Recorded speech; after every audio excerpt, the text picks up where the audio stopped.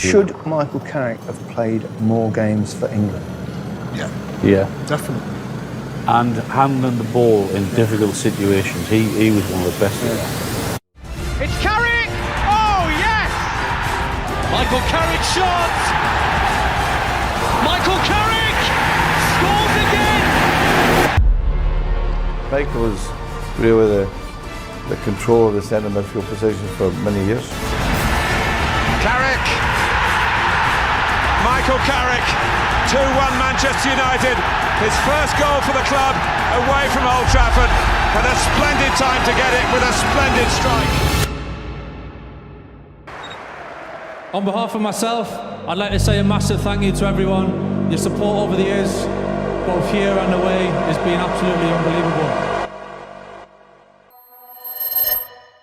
Pada tahun 2006, Sir Alex Ferguson disibukkan dengan aktivitas pencarian pemain di lini tengah. Dia merasa gusar dan gelisah setelah timnya ditinggal salah satu ikon terbaik, Roy Keane. Setelah melakukan pencarian yang cukup panjang, Fergie akhirnya memutuskan untuk menaruh nama Michael Carrick sebagai pengganti. Siapa dia? Apakah dia cocok menggantikan peran Keane? Tanya sebagian besar pendukung tim Iblis Merah. Sangat wajar bila kebanyakan penggemar Manchester United mempertanyakan hal tersebut. Sebab sebagaimana diketahui, Roy Keane menjadi pemain yang punya karakter kuat, bertenaga, dan dominan. Ia adalah jantung permainan Old Trafford. Keane adalah pemimpin yang vokal di lini tengah. Ia meninggalkan warisan yang jelas sulit digantikan. Sementara itu, Michael Carrick memiliki dimensi yang jauh berbeda. Ia tenang, kalem, dan terukur. Melihat kompetisi Liga Primer Inggris yang keras, cepat, dan tak memberi waktu bagi pemain lamban, para penggemar kemudian mempertanyakan kelayakan Michael Carrick di daftar pemain Manchester United. Namun kembali lagi, Sir Alex Ferguson jauh lebih tahu dari penggemar yang sering menonton pertandingan Manchester United sekalipun. Ia tentu punya alasan dan sebab mengapa sosok sekelas Roy Keane mendapat ganti pemain seperti Michael Carrick. Benar saja, meski kedatangannya ke Old Trafford pada tahun 2006 tidak banyak diharapkan, dengan proses yang relatif panjang, Michael Carrick yang bertahan di klub lebih dari 10 tahun lamanya, akhirnya pergi sebagai legenda yang karakternya dirindukan oleh kebanyakan penggemar. Para penggemar Setan Merah harus mengakui bahwa mereka membutuhkan waktu yang cukup lama untuk mengetahui dan menghargai kemampuan hebat seorang Michael Carrick, yang bahkan mendapat pujian langsung dari seorang maestro seperti Andrea Pirlo dan Xavi Hernandez. Bahkan Pep Guardiola juga menyebut Carrick sebagai salah satu gelandang bertahan terbaik yang pernah ia lihat permainannya secara langsung. Aku adalah penggemar berat Michael Carrick. Dia adalah salah satu gelandang jangkar terbaik yang pernah aku lihat dalam hidupku sejauh ini. Dia ada di level Xabi Alonso, Busquets, atau pemain lain yang pernah aku temui di Barcelona dan Bayern Munich, ucap Pep Guardiola pada gol pada 2017 silam. Sebelum masuk ke dalam cerita ketika dia menjadi pahlawan yang diremehkan di Manchester United, Carrick juga punya cerita yang tak kalah pilu saat berseragam tim nasional Inggris. Fenomena tersebut semakin membuktikan bahwa memang Carrick merupakan gelandang jenius yang disepelekan. Dalam lebih dari 20 tahun terakhir ketika ada pertanyaan tentang siapa gelandang terbaik yang pernah dimiliki Inggris, maka rata-rata mereka akan menjawab Steven Gerrard yang terkenal serba bisa. Lalu, jika melihat catatan sekaligus waktu mencetak gol yang luar biasa, mungkin Frank Lampard akan menjadi cerminannya, dan kecakapan teknis Paul Scholes mungkin juga menjadi gambaran yang paling spesial di antara keduanya. Padahal, alih-alih memperdebatkan siapa yang terbaik di antara Steven Gerrard, Frank Lampard, atau Paul Scholes, mengapa orang-orang tidak sibuk dengan fakta bahwa nama Michael Carrick selalu disingkirkan pada diskusi semacam itu? Michael Carrick pantas mendapat tempat di antara para legenda ini. Pemain dengan kemampuan luar biasa dan kemampuan untuk mendikte aliran permainan dengan penempatan posisi yang baik dan kecerdasannya. Kemampuannya kurang dianggap, terutama di level internasional. Kemampuan hebat Carrick benar-benar tertutupi oleh sinar kebintangan 3 gelandang legendaris milik Liverpool, Chelsea, dan Manchester United itu. Ia bernasib sama dengan nama-nama lain seperti Scott Parker dan Gareth Barry. Padahal Paul Scholes yang masuk ke dalam 3 gelandang emas yang pernah dimiliki Inggris merasa bahwa Carrick justru bisa menjadi pembeda. Dalam satu kesempatan, Scholes mengatakan kalau seharusnya orang-orang lebih memikirkan bagaimana cara agar permainan 3 gelandang itu bisa seimbang. Disitulah Scholes berpendapat bahwa yang bisa meredam ego ketiga gelandang tersebut adalah Michael Carrick. Sayangnya, nasi telah menjadi bubur. Carrick memang ditakdirkan untuk menjadi seorang gelandang hebat yang tidak perlu diberi banyak penghargaan.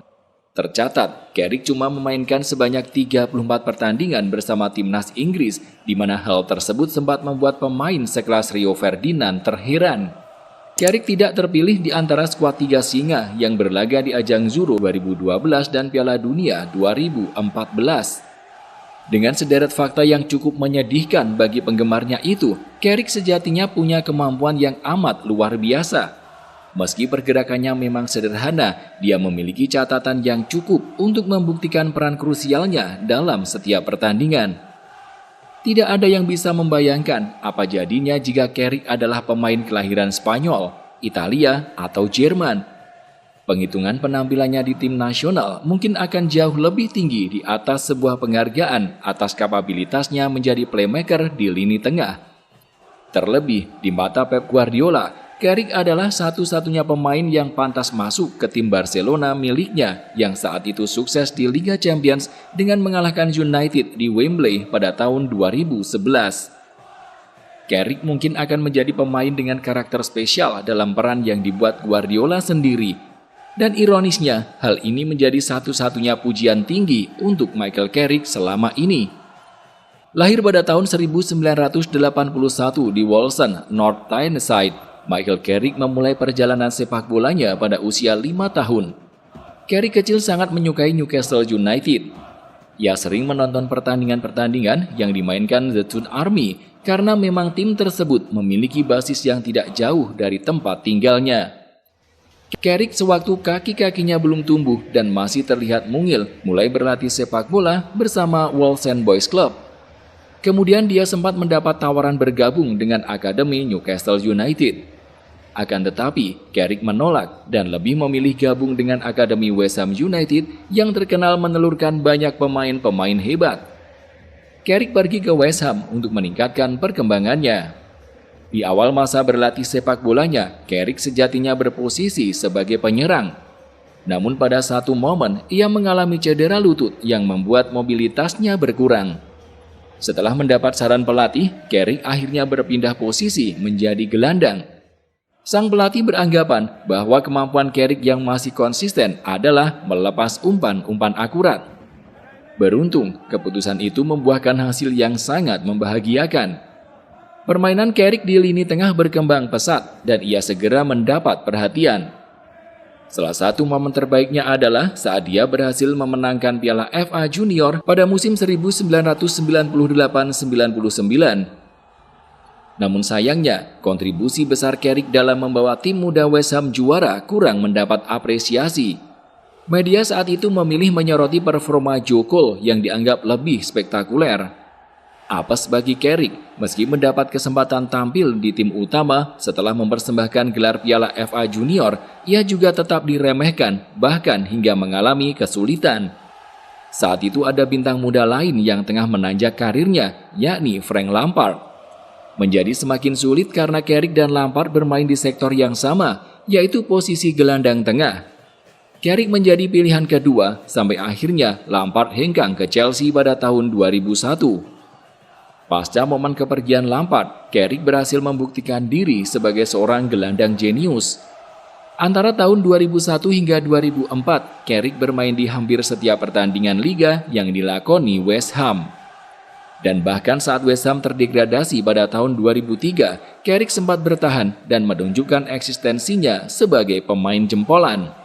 Tidak banyak yang menganggapnya sebagai bintang saat itu. Namun tidak sedikit pula yang menyebutnya sebagai permata yang belum banyak ditemukan orang. Harry Redknapp mengingat bahwa selama salah satu masa peminjaman Carrick ke Swindon Town, sang pemain digambarkan sebagai yang paling mirip dengan Glenn Hoddle. Sosok legenda Tottenham Hotspur yang memiliki ketenangan luar biasa meski berada dalam kondisi serumit apapun. jangkauan umpan, intersepsi, tackle sempurna, kesadaran posisi, semuanya ada di sana. Setelah menjadi salah satu pemain West Ham yang tampil gemilang, Michael Carrick kemudian hengkang ke Tottenham Hotspur. Padahal di saat yang sama, pemain yang akrab disapa Karas ini juga mendapatkan tawaran dari tim-tim lain termasuk Arsenal. Carrick sempat bercerita bahwa ia nyaris bergabung dengan Arsenal. Dia bahkan sudah berbicara dengan Arsene Wenger tentang kesepakatan itu. Namun semuanya buyar setelah Wenger tiba-tiba mempertimbangkan sosok pemuda berbakat asal Katalan, Cesc Fabregas, untuk coba dimainkan di tim utama. Namun, terdapat kabar yang cukup liar tentang kepindahan Carrick ke Tottenham Hotspur kala itu. Konon, kedatangan Carrick sebenarnya lebih sebagai bagian dari ego klub untuk mengalahkan rival sekota Arsenal yang juga ikut memburunya. Selain itu, Spurs juga ingin memanfaatkan nama Carrick untuk menambah kuota pemain lokal Inggris ke skuad The Lily Whites. Karena itulah sebabnya mengapa manajer Tottenham saat itu, Jacques Santini, tidak terlalu memperhatikan Carrick. Malahan, nasibnya yang kerap diremehkan juga kian berlanjut saat penggemar mempertanyakan mengapa klub menjadikan nama Michael Carrick sebagai suksesor Gustavo Poyet yang sudah berada di senja karirnya. Beruntung bagi Carrick, nasibnya kemudian berubah saat dia bertemu dengan sosok Martin Jol. Saat itu, Carrick tidak hanya menjadi pemain inti, tetapi ia juga menjadi anggota penting skuad, beroperasi dalam kapasitas yang kurang lebih sama seperti saat ia berada di West Ham. Selama 2 musim penuh, Carrick memainkan total 75 pertandingan untuk Spurs lintas ajang. Kontribusinya untuk tim tersebut lantas membuat Sir Alex Ferguson kepincut.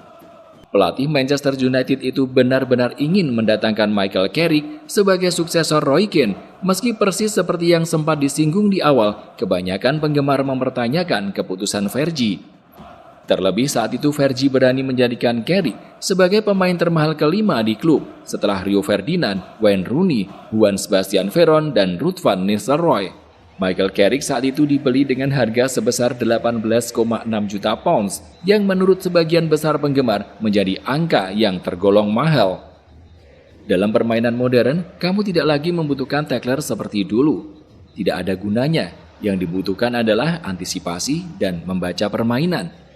Kalimat itu terlontar dari mulut Sir Alex Ferguson usai mendapat kritik tajam atas penandatanganan Michael Carrick yang jadi pengganti Roy Keane. Sudah jelas bahwa Fergie punya rencana khusus untuk Michael Carrick. Carrick adalah tipe pemain yang lebih ahli dalam menekan ruang daripada menekan pemain lawan. Hal yang lebih penting, ia pandai melakukan intersepsi dan membaca permainan lawan sebelum mereka mendapat kesempatan untuk menyelesaikannya. Meskipun begitu, itu tidak berarti dia tidak bisa melakukan tackle. Kesadarannya akan apa yang terjadi di sekelilingnya, baik saat menyerang maupun bertahan, mungkin tak tertandingi. Ciri khasnya yang sangat kentara di lapangan adalah kecenderungan untuk terus mengamati sekelilingnya, bahkan saat tidak menguasai bola. Mengetahui di mana semua rekan setimnya berada setiap saat merupakan hal yang penting yang diperlihatkan Carrick di lapangan. Penting baginya untuk mengetahui dengan pasti di mana ia akan mengoper bola, bahkan jauh sebelum ia menerimanya sendiri. Bagi siapapun yang pernah bermain di posisi gelandang, bahkan di level paling dasar, pasti akan langsung menyadari bahwa karakteristik tersebut adalah salah satu hal pertama yang diajarkan kepada pemain yang bertugas di lini tengah. Barangkali itulah yang membuat Carrick begitu istimewa.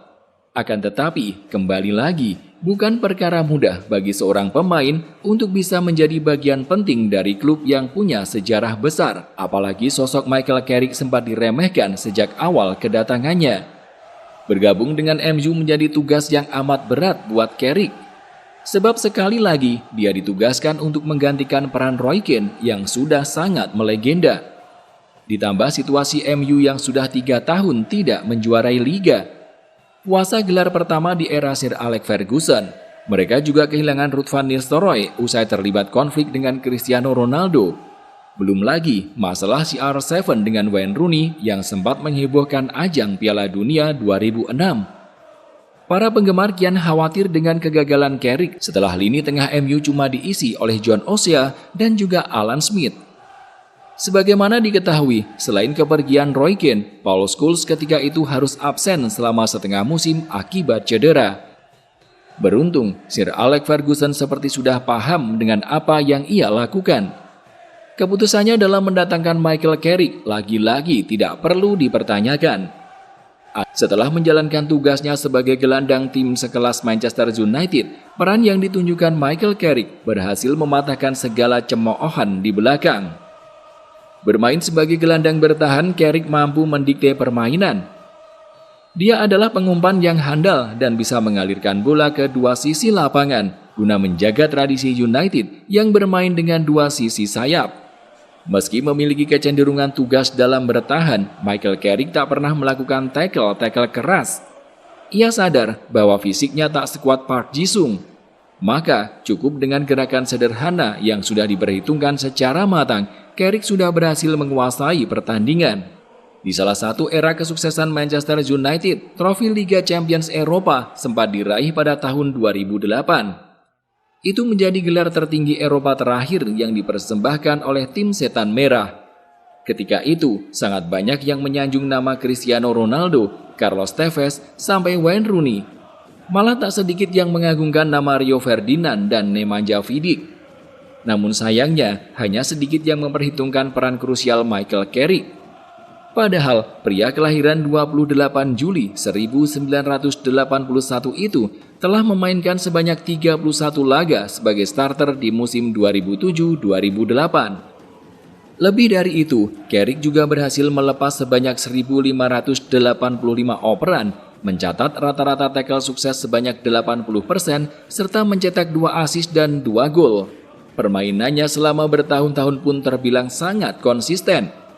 Sepanjang karirnya bermain di Liga Primer Inggris, sudah ada 481 pertandingan yang ia mainkan. Dia telah melakukan total 18.978 operan dengan tingkat keberhasilan sebesar 87,9%. Sebagai pembanding, itu masih lebih baik dari Steven Gerrard 83% dan Frank Lampard 82,6%. Dengan kehati-hatiannya dalam bertahan, Carrick melakukan rata-rata 1,5 tackle per pertandingan, di mana dia sama sekali tidak pernah mencatatkan kartu merah. Bersama Manchester United sendiri, Carrick telah tampil dalam 464 pertandingan, mencetak 24 gol dan 36 assist. Meski bukan angka yang mentereng, ia telah membuktikan perannya yang sangat krusial. Sejak datang ke Old Trafford sampai Fergie pensiun pada tahun 2013 bersama Carrick, MU berhasil menjuarai Liga sebanyak 5 kali. Mereka juga masuk ke dalam 3 final Liga Champions Eropa dengan 1 di antaranya berakhir sebagai juara. Namun kembali lagi, begitulah Michael Carrick, pemain Inggris yang sangat dikagumi oleh Xabi Alonso ini jarang melakukan hal-hal spektakuler layaknya Steven Gerrard, Paul Scholes, sampai Frank Lampard. Cara bermain Carrick yang kelewat simpel itu seringkali dilihat sebagai sebuah keterbatasan, alih-alih kelebihan. Selain para penggemar United, tentu pihak lain menganggap Carrick hanya memiliki operan yang bagus, tidak lebih dari itu. Kemampuan hebatnya agak diabaikan oleh lingkup sepak bola secara luas. Untungnya, meski ia benar-benar disingkirkan timnas Inggris, karir bersama Manchester United terbilang cukup memunculkan namanya sebagai salah satu pemain yang seharusnya sangat layak dihormati. Namun nampaknya setelah Carrick memutuskan pensiun sebagai pemain dan segera mengambil pendidikan kepelatihan profesional pada 2018, para penggemar Manchester United terlihat lebih senang mengingat Roy Keane dengan determinasinya di atas lapangan atau visi luar biasa dari seorang Paul Scholes di lini tengah. Sementara Michael Carrick lebih terdengar sebagai legenda yang terbilang dingin untuk dikenang.